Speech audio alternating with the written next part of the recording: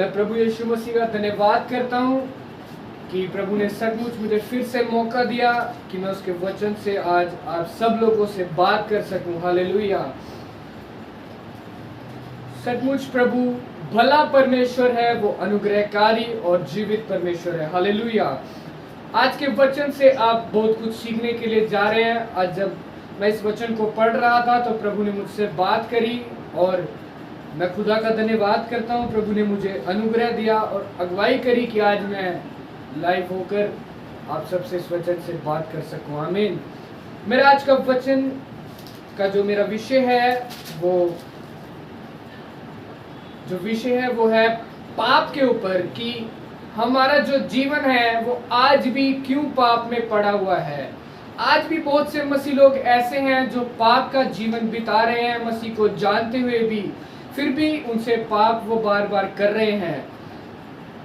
मैं आपको आज एक बात बताना चाहता हूँ। आप जानते हैं कि प्रभु यीशु मसीह के 12 शागिर्द थे, 12 चेले थे, और उनमें से एक शागिर्द को आप जानते हैं, उसका नाम पतरस था। जो प्रभु का शागिर्द था, वो चेला था प्रभु का। जब प्रभु यीशु मसीह को पकड़वाया जाना था, उससे एक दिन पहले उस रात को जब उस बाग के अंदर प्रभु यीशु मसीह प्रार्थना कर रहा था पिता से, क्योंकि वो जानता था कि अगला आने वाला जो समय है, आने वाला जो टाइम है वो बहुत टफ है, बहुत कठिन समय है उसके लिए। हालेलुया। और वो बार बार अपने चेलों से क्यों कह रहा था कि तुम प्रार्थना करो ताकि परीक्षा में ना पड़ो। वो बार बार अपने चेलों से कह रहा था प्रार्थना करो ताकि तुम परीक्षा में ना पड़ो। आमीन। मेरे प्रियो, आज आप देख सकते हैं पूरे संसार में बहुत से लोग ऐसे हैं, मसीह लोग भी ऐसे हैं, जो कि प्रभु को जानते हुए भी फिर भी पाप को करते हैं। और वो बोलते हैं कि प्रभु, जब वो पाप कर देते हैं फिर उन्हें जब अंदर से गिल्टी फील होती है, अंदर से अजीब लगता है कि हम प्रभु को जानते हुए फिर भी पाप कर रहे हैं, तो वो कहते हैं कि प्रभु, हम आज के बाद से ये पाप नहीं करेंगे। क्या ये बात संभव है? Is this possible or not? आज हम वचन से सीखेंगे कि ये संभव है कि नहीं।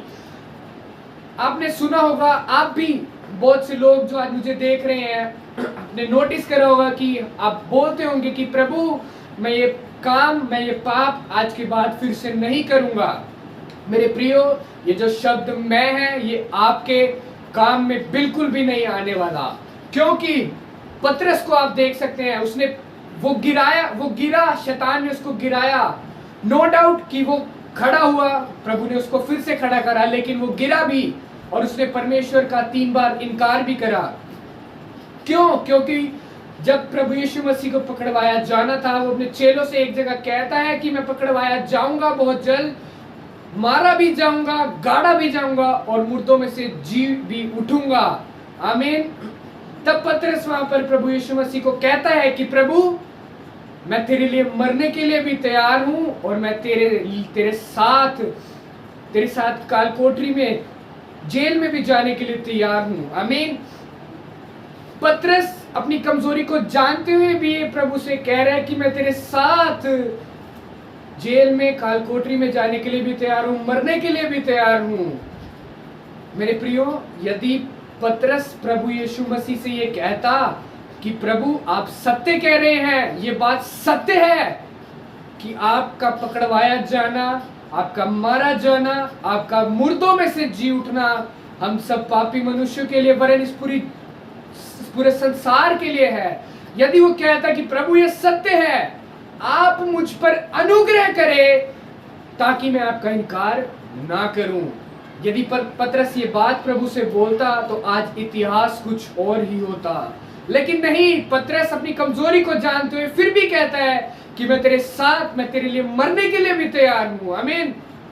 मेरे प्रियो, आज आप सब लोग भी देख सकते हैं, आपके जीवन में भी बहुत से पाप होंगे, और जब आप पाप करने के बाद ठान लेते हैं, किसी का वचन सुन लेते हैं, किसी प्रभु के दास से दुआ करवा लेते हैं, उसके बाद जब आप ठान लेते हैं कि मैं ये काम आज के बाद नहीं करूंगा, मैं ये पाप आज के बाद नहीं करूंगा, और यदि आप ये सोच रखकर पाप करते हैं कि मैं आज पाप कर लेता हूं लेकिन कल नहीं करूंगा, यदि आपकी ऐसी सोच है और आप पाप करते हैं, तो मेरे प्रियो आप मुझे मेरे सवाल का आज एक उत्तर दें कि यदि आप आज अपने आप को रोक नहीं पाए पाप करने से, आज अगर आप अपने आप को कंट्रोल नहीं कर पाए, तो कल कैसे करोगे? यदि आज आपने ये सोच रखकर पाप कर लिया, तो कल भी शैतान आपके पास आएगा, वो जरूर आपसे बात करेगा, आप फिर बहकाए जाओगे और फिर पाप कर दोगे।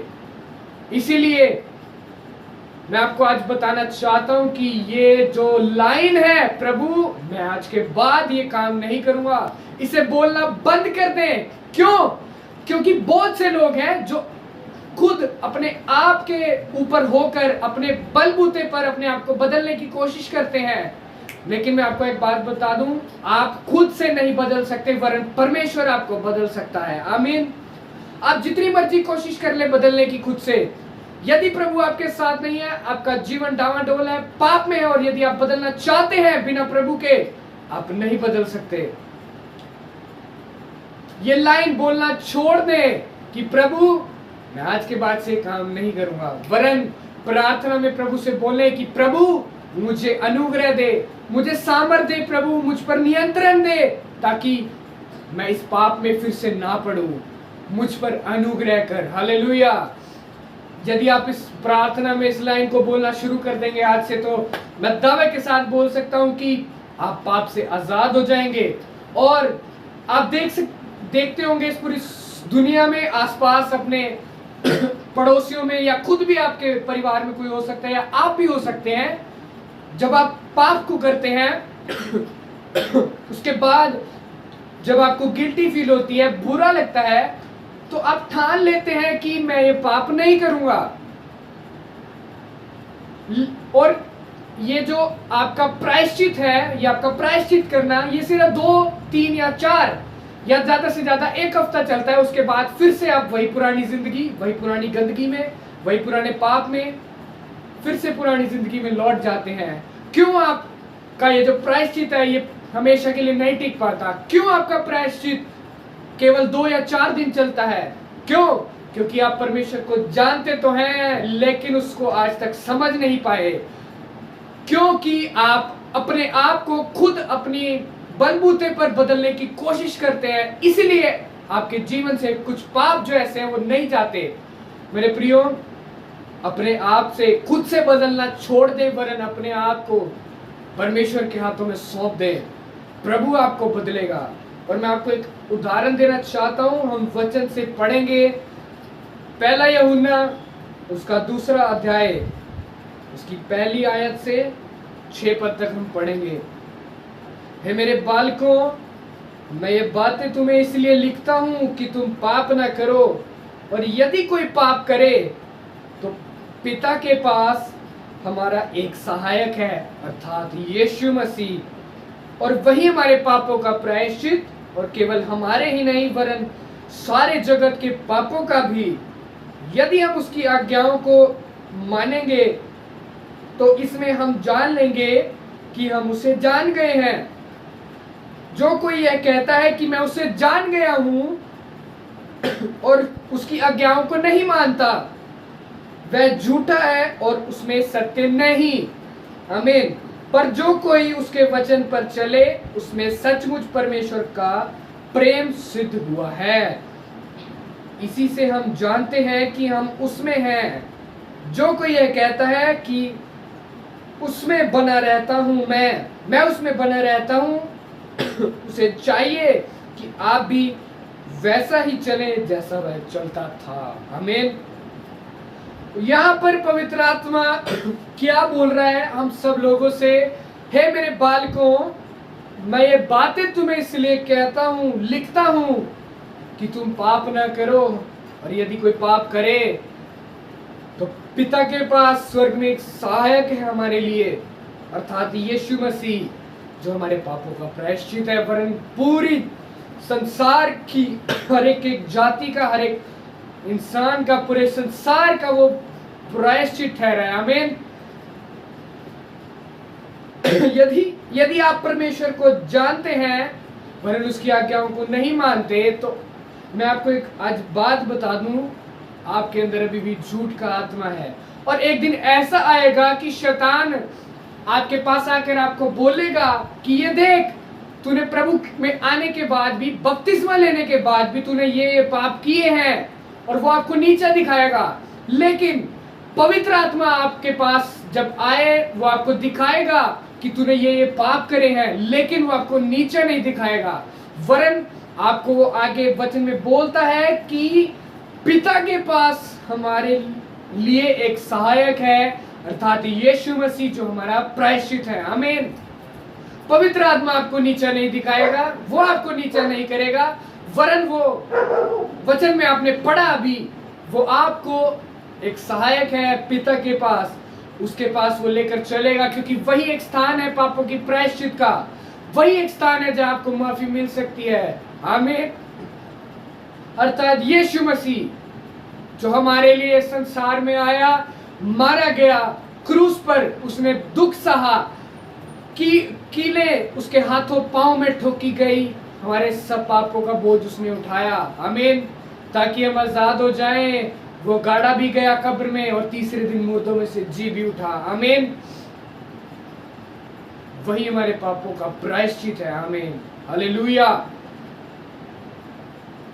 केवल हमारे ही नहीं, वरन पूरे संसार का वो प्रायश्चित ठहरा है। आमीन। चौथे पद में आप पढ़ते हैं, जो कोई ये कहता है मैं उसे जान गया हूं और उसकी आज्ञाओं को नहीं मानता, वह झूठा है। आमीन। और उसमें सत्य नहीं। यदि आप परमेश्वर को जानते हैं, आज उसके पीछे चलते भी हैं, वरन आज्ञाओं को नहीं मानते, उसकी जो पुराने नियम में 10 आज्ञाएं दी हैं उसे आप नहीं मानते पर जानते हैं प्रभु को, तो मैं आपको एक बात आज बता दूं, आप झूठे हैं। आपके अंदर अभी भी झूठ का आत्मा कार्य कर रहा है। आमीन। और यदि कोई मनुष्य उसको जानता है और उसकी आज्ञाओं को भी मानता है, तो वचन कहता है उसके अंदर परमेश्वर का प्रेम दिखता है। आमीन। परमेश्वर का प्रेम उसमें से सिद्ध हुआ आपको मिलेगा। आमीन। हालेलुया। और जो कोई ये कहता है कि मैं उसमें बना रहता हूं, उसे चाहिए कि आप भी वैसा ही चले जैसा वह चलता था। आमीन।